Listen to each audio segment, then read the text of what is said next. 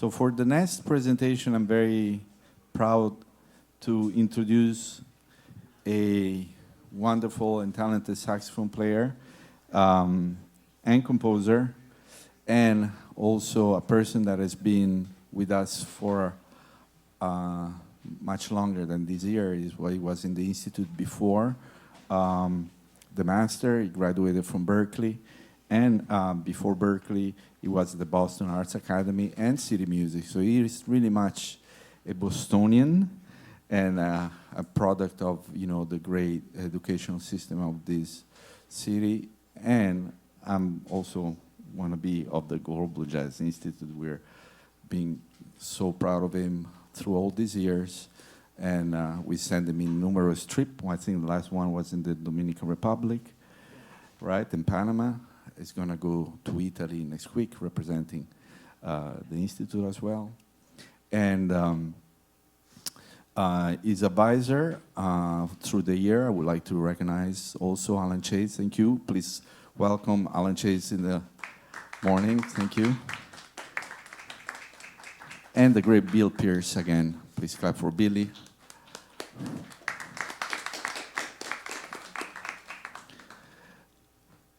And now, let's welcome Gregory Gruber. Thank you, Marco, for all of your help and your guidance over the years, as well as Danilo Perez and Patricia and Terry and Bruno and all the other BGJI faculty, along with Alan Chase, my advisor, and Bill Pierce. I'll get right into it. For my thesis project for the Culminating experience, I really wanted to challenge myself as an artist, a composer, a band leader, in addition to preserve and protect the rich art form known as the Negro spiritual. Just to give you a quick background about myself, I grew up right here in Boston. My family moved here when I was about 1 year old, and I grew up in the church. My father, who's here today, is a pastor of a local historic church in Boston, Charles Street, African Methodist Episcopal Church. And I will say that I was really blessed because at the church, we not only cater to young adult members and middle-aged members, but we also cater to older senior members as well. And music was always such an integral part of our Sunday worship service. So on any particular Sunday, you would hear contemporary gospel, or you'd hear Southern Baptist gospel, or you could hear Negro spirituals. And for me, that was huge as I look back now. As a young kid, I didn't understand the spirituals. I didn't enjoy them, to be honest. They did scare me a little bit. It was a little uncomfortable to listen to. You might hear a little bit of that when you listen to some of the examples I'll play later. But really, I just will say that was the basis of this project that I guess now when I look back on it, it really wasn't just this year, but it took really my whole life to make in a way. To get into the Negro spirituals, we can basically put them into two categories, the first of which being message songs, and then the second are songs of hope. Message songs are songs including songs like Wade in the Water, Fall the Drinking Gourd, and also Rockin' Jerusalem, which you'll hear later on that I did an arrangement of. Songs of hope would be Done Made My Vow to the Lord, which you'll hear, My Lord What a Morning, and My Soul's Been Anchored in the Lord, which you'll also hear arrangements of. It's important to recognize that these are all spiritual and scriptural context songs. So slaves, when they would originally go and worship with their slave masters, they would hear the music that maybe their slave master was a Methodist. They would hear the Methodist hymns. But what they would do in order to make it more personal for them and for it to have meaning, they would later go on home and have their own worship services with their own pastors. And they would recreate these songs to make them more applicable to their situation. So for example, a message song like Wade in the Water was a song that was used during the Underground Railroad to let slaves know to get off land. You want to go and seek your refuge and travel through the water. That way, if the slave masters were looking for you when you were trying to escape, it'd be much harder to find you. Or songs of hope like Done Made My Vow to the Lord, which is obviously obvious in a scriptural context, but also has deeper meaning to them as well. If you look at a song like "Go down, Moses, let my people go," it's kind of used in two different ways. You have the scriptural context of the story of Moses telling Pharaoh to let his people go, but also you have slaves saying to their slave masters in this context, which would be Pharaoh, to let us go. So these were something that the slaves would use in order to keep their hope alive, keep them encouraged, because this was a very, very stressful and trying time for them, working long hours, not having any rights. But they made this religion, they made these songs their own. And this is something that I thought was very, very important, and that I'm blessed to have grown up and heard. For Negro spirituals, there are several important arrangers and performers and conductors I'd like to list for you all today, starting with Hall Johnson. Hall Johnson was very important because he was the first one, or one of the first, to take the music and solidify it so that it could be written out for soprano, alto, tenor, and bass. And also performed. So there might be a concert hall or something. He was the one who really made this and standardized the Negro spirituals in that way. You have the Fisk Jubilee Singers, which I'll talk about in a little bit. They were very important. You're talking about at a time going all the way back to 1871 up until now, still housed at Fisk College, one of the HBCUs here in the United States. They were one of the first choirs to tour the world. I mean, they were performing for the Queen of England. So if you can think about that at a time like that, traveling out of the country, performing for the Queen of England, that's huge. You have John Wark the second and the third, father and son. They were both important arrangers and conductors for the Fisk Jubilee Choir. And then Moses Hogan, who's my personal favorite. He was very important, and I'm sad to say that he died at a very young age, but he was one of the first people to put in jazz harmony. So you might have sharp 11 chords or sharp 9 chords in these spirituals that you'll hear were normally sung in a more unison or simple 3-part harmonies. The 4 songs I decided to arrange for this project was "I've Been Buked," "My Soul's Been Anchored in the Lord," and "Rockin' Jerusalem," which I did as a medley, "My Lord, What a Morning," and "Done Made My Vow to the Lord," which will be played in that order as well. Here is Hall Johnson's arrangement of "I've Been Buked."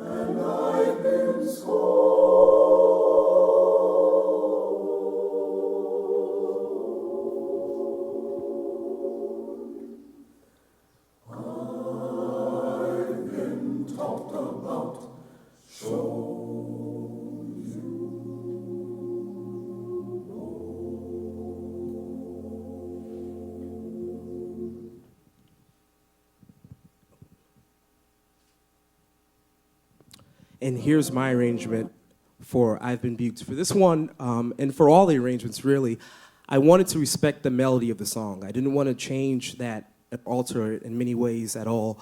I wanted to stick to the original melody, but I also wanted to have the liberty of how I would like these spirituals to be heard today. As a 23-year-old African-American saxophonist who loves gospel music, loves hip-hop, loves jazz, I wanted it to all come together and that it could be accessible for anyone who's listening. If you're an older woman or a male who knows these spirituals, you'll hear the tune. But in addition to that, you'll be able to hear the reference that I'm making and possibly able to relate to it as well.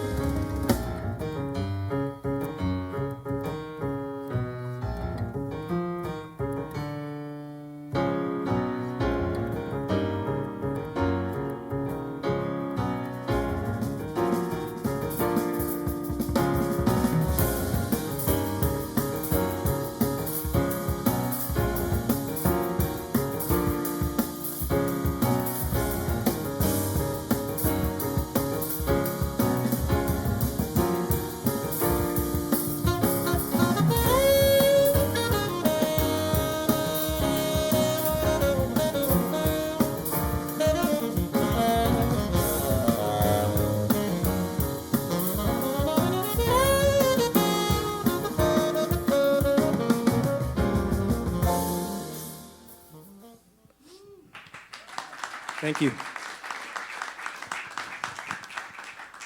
The next two songs I decided to arrange as a medley, the first of which is My Soul's Been Anchored in the Lord, and here you'll hear the Moses Hogan Singers performing it.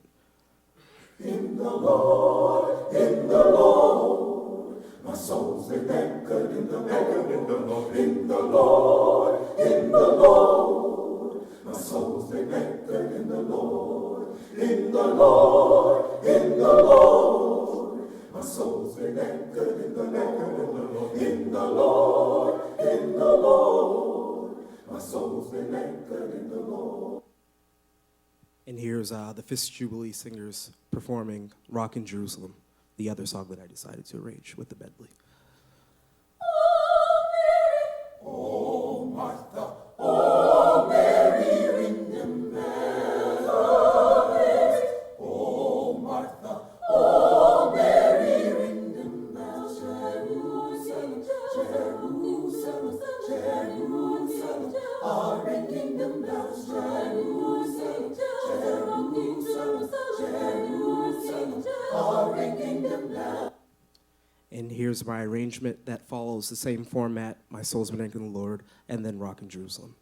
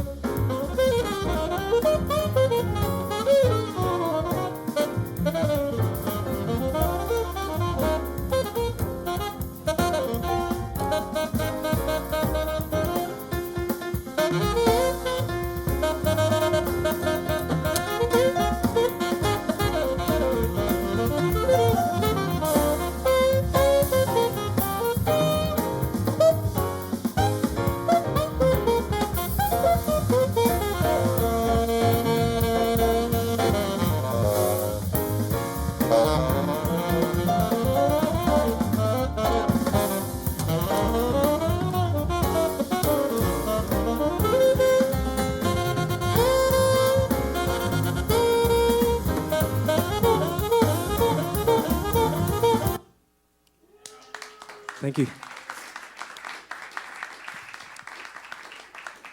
For this song, you'll hear Derek Lee, who's a countertenor, singing with Moses Hogan singers performing My Lord What a Morning. My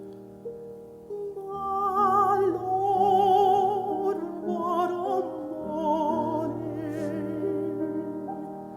My Lord, what a morning. Oh, my. And here's my arrangement.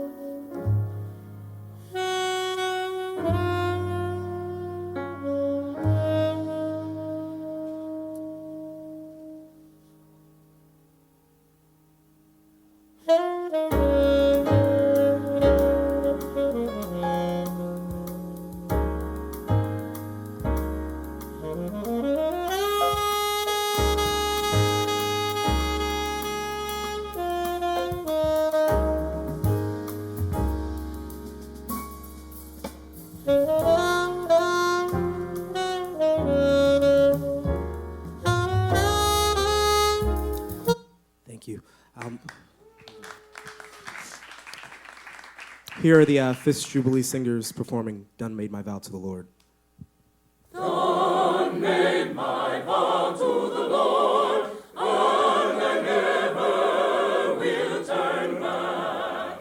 I will go, I shall go, to see what the end will be. And here's my arrangement.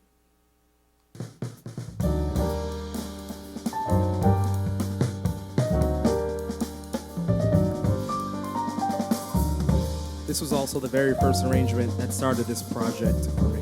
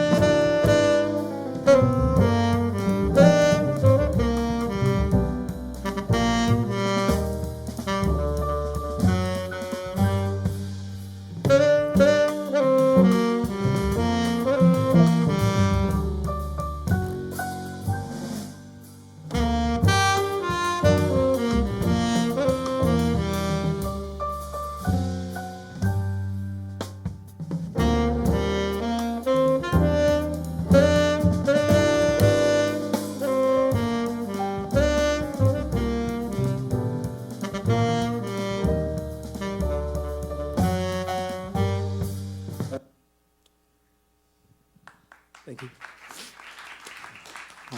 For the very last part of my thesis project, I'd like to put together a tour that would be performing at AME churches along the East Coast.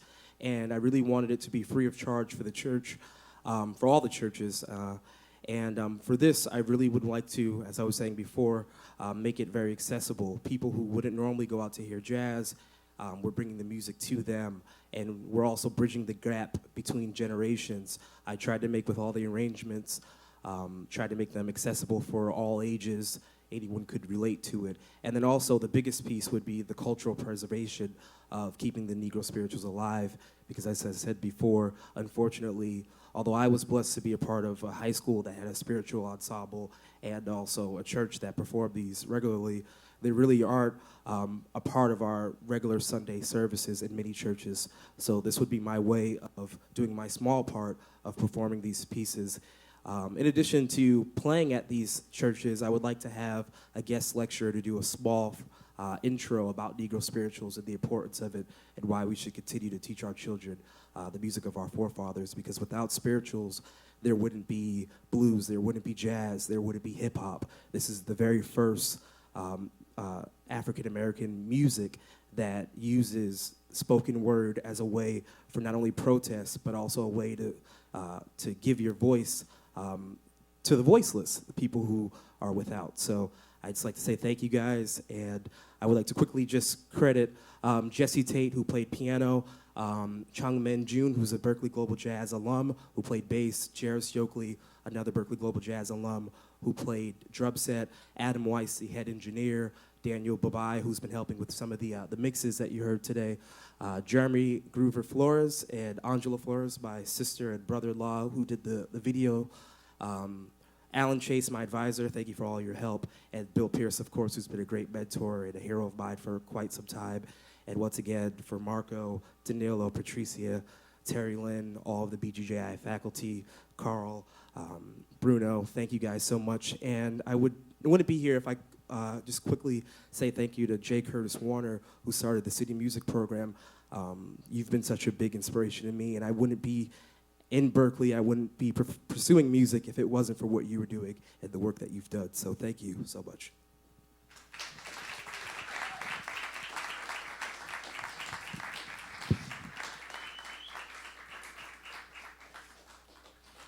I think it would be nice also to recognize your father who is with us. Please clap for. Of course. Would it be for him? You probably wouldn't be either. Anybody would like to comment?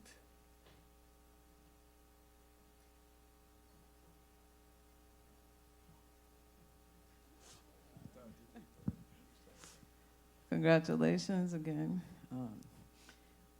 I think it's really important to, for lack of a better word, modernize, these pieces and, like you said, bring awareness of them, to a larger audience.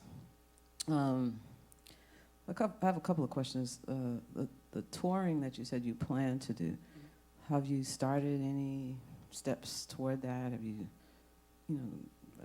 how do you plan to do it? Yeah, absolutely. As I said, the biggest piece is I really didn't want to be of no charge to any of the churches. So the biggest part for me within this time, it'll probably take place, I would like to do it in February for Black History Month, be applying for grants, saving up money. I've done a rough calculation of how much it will cost in order to pay all the musicians and also to fly down to Philadelphia and then Amtrak our way back. And that'll be how we'll visit each city. So that's the steps I'm taking and will be taking moving forward with that. Okay. So since you're applying for grants, I guess my question would be, why not have more cities or think bigger as far as hitting these churches and maybe hitting places that are not churches so that you're not necessarily preaching to the choir. Yeah, absolutely. Yeah, no, and this is something that I spoke to Alan about recently. I guess last Friday, where he mentioned we could definitely hit more churches, maybe extending it to Maryland and also other cities, areas of Philadelphia as well. I do plan on also performing this music outside of the church. I'll be doing something later on at the Gardner Museum this summer, and also if I could perform in the local clubs in the areas as well, that'd be great. That way it's hopefully getting some of the church folk to come out to hear some live music, and then maybe getting some of the live music folk to maybe come check out some church as well if they're into it as well. So, how many pieces did you do in total? So for the project, it's kind of split in two. So I did five spirituals, two of which were performed together as a medley, and then I also did 4 original compositions that have spiritual meaning, and then I actually, as a tribute to my father, recorded one of his benedictions that he wrote. as well, and I recorded that with the band. So that'll be released as a separate disc, but so altogether, I guess 10 songs. Okay, so released as a disc. I'm sorry, I just have a few questions. Yeah, I know. Released as a disc. So are you self-releasing?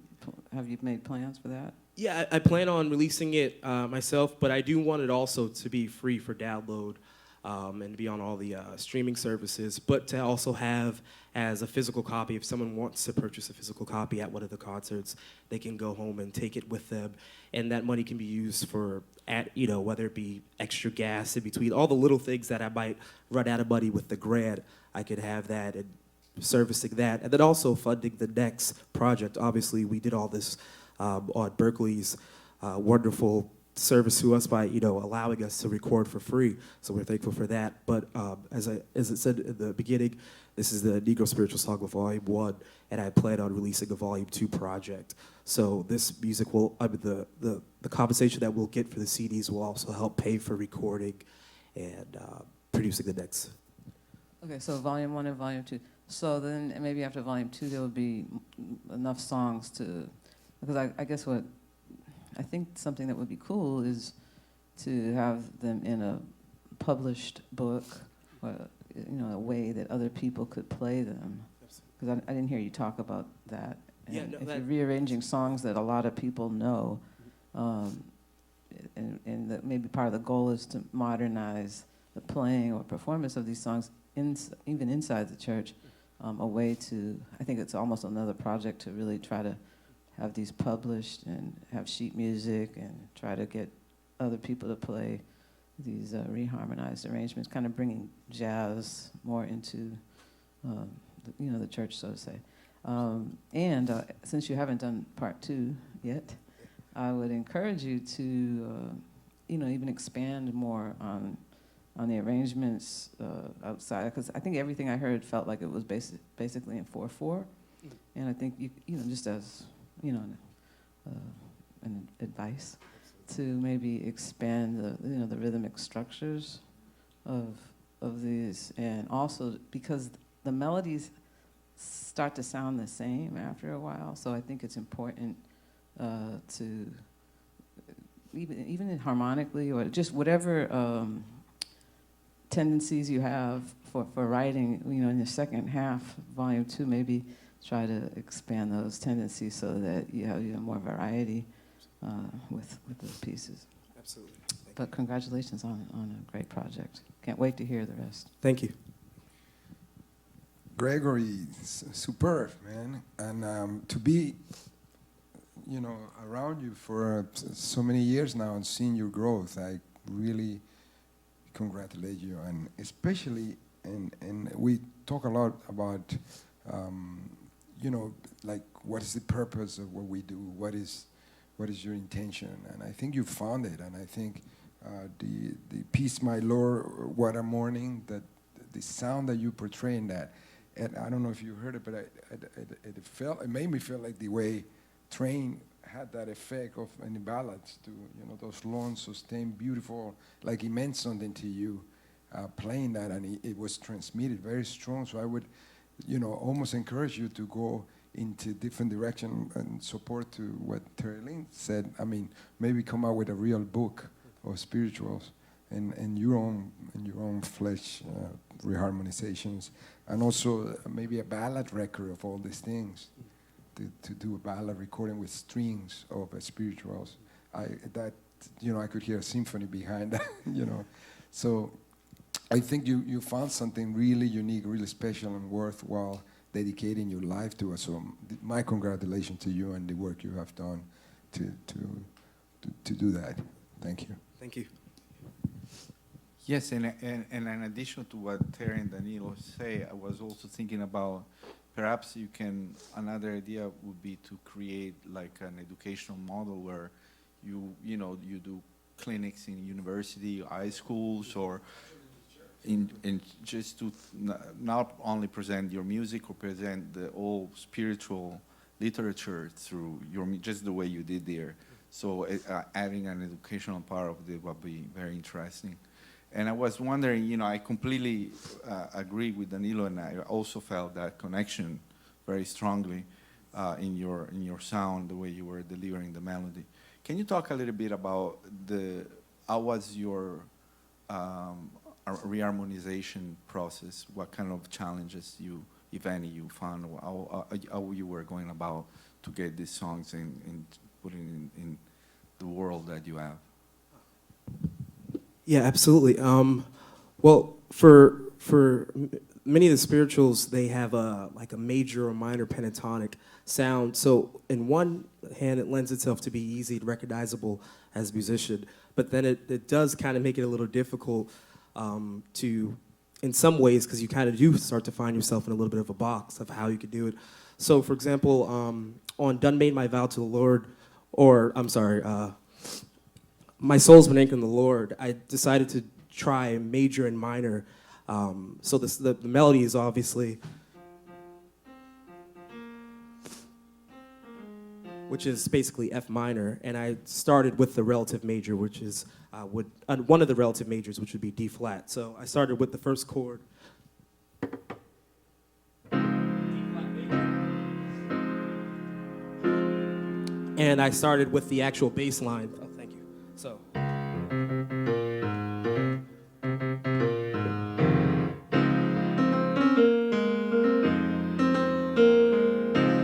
And that was basically the catalyst for that one. For My Lord, What a Morning, I started with, it's actually a D flat major, and I really wanted it to be like church-like. So, my Lord, what a morning. My Lord, what a morning. My Lord, what a morning. But then for my actual arrangement of it, I made G flat major the new one. So it would be. Thank you.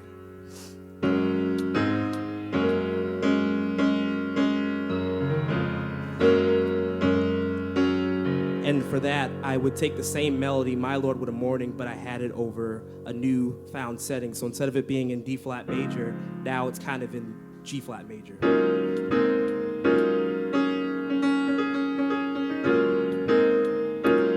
That's basically what I use. I try to start with very, very simple ideas at first of how I can make the song coexist, whether it be taking it from the relative minor and putting it in one of the relative majors, or just simply reharming it, or starting with a bass line, for example, to kind of get me out of thinking about just the melody. So I think, I don't know if that was a good example, but. Very good, yeah. I just want to thank you as a person who grew up in the Black Southern Church. It resonates with me very deeply. And yeah, thanks again, man. Thank you very much. And I'm sure it's not lost on you that John Coltrane's father and I think uncle and maybe grandfather were also AME ministers. You know, you already know that. Yeah, Amy Zion, yeah. Yeah, okay. Yeah, thank you, Greg. That was really beautiful music. It's a pleasure having you as a student this semester also. You know, I'm tying in a little bit what Tarlin was saying earlier, that you should try to get this project out to a lot of different places, in schools. We need to build bridges. We need to you know, form connections, and this will be a fantastic project to do that, because you're spanning history and you know, through jazz and different periods up till now, very modern. So go for it. Okay, thank you. Thank you.